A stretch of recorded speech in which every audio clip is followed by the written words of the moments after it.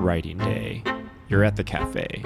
You have your Muji notebook and 0.7mm pen, a bottle of Mountain Valley water, and, most importantly, a double shot of espresso.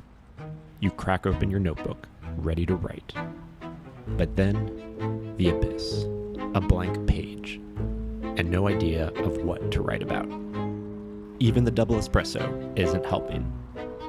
But all hope is not lost, because for 2 years, you've been saving the best writing tips from short-form writing master, Dickie Bush.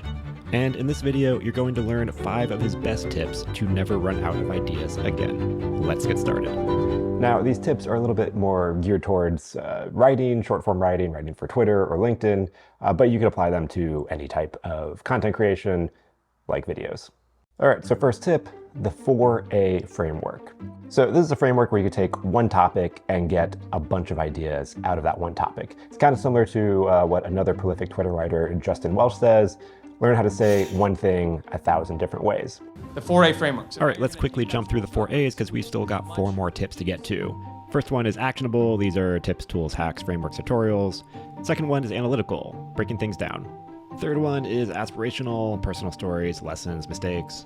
And fourth one, anthropological, the why, the human psychology behind things. So that's the 4A framework. This is actually the third part of Dickie's 3-part framework of generating tweets and ideas. So there's a whole talk with parts 1 and 2 about figuring out your topic. So I have a link to his talk about that in the description below, so be sure to check that out. All right, writing tip number 2, the Tequila Test. All right, so what's the Tequila Test? So make a list of all of the things, all the common things that people talk about relating to your topic, and then don't write about them. Dickie calls this the Tequila Test. And so why the Tequila Test? If you take a topic that people write about a lot, morning routines, and you're to make a list of all of the optimizations, the best ways to have a morning routine, you're gonna have a very common list of drink water, get some workout, get a smoothie, have some athletic greens.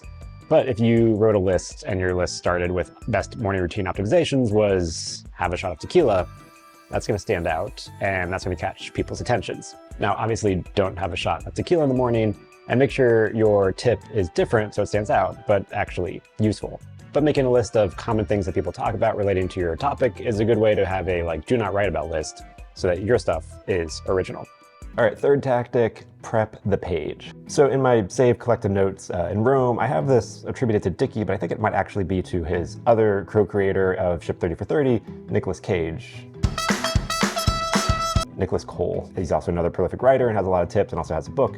So be sure to check his stuff out. So just in case this was attributed to him, I just want to give credit where credit's due. But this one, prep the page. And so what does that mean? You stare at the blank page, you're trying to write something. It's very intimidating. So break it down. How can you put stuff on the page first so that it is less intimidating? So what does that mean? Giving the document a working title, outlining the main points of your document, giving it subheadings, outlining that part, and then taking all of your ideas, outlining them into bullet points, outline the whole thing. So once you're ready to actually do the writing, going to the document and looking at an outline with bullet points and turning the bullet points into actual written pieces, it's a lot easier and a lot less intimidating than having to start from scratch. I've been doing this personally with my writing and stuff, especially with the videos. Now I split up the script creation into 2 separate tasks. One task is research and outlining, and then the other part is write the script. So it's not just write the script because that just becomes too daunting. So splitting it up into 2 tasks is a huge booster in just being more efficient and also just not having writer's block and things being less intimidating. Tactic 4, you're going to want to warm up your ideas and your body. Just like we warm up our body before a workout, you also gotta warm up your body physically for writing. So we got 2 tips, 2 tweets here from Dickie. So one is to physically move and work with your body. 4 steps for my most potent writing sessions. Number 1, brain dump 10 bullets on an idea before bed. Bullet point thing. So then this one, he sleeps on it, wakes up, takes a 15-minute walk, thinking about the idea. That not only helps the blood flowing and gets your body warmed up physically, but also it's time for you to sit with the idea, which also comes into play when you outline, think about the idea, and then let it sit, and then come back and actually do the writing part. I've been sitting on this video and come up with some other ideas of how I'm going to formulate it. So moving your body physically and also giving yourself a little bit of space from the writing so that the ideas kind of formulate, you have a little bit more clarity, you're not just buried in it, helps a lot.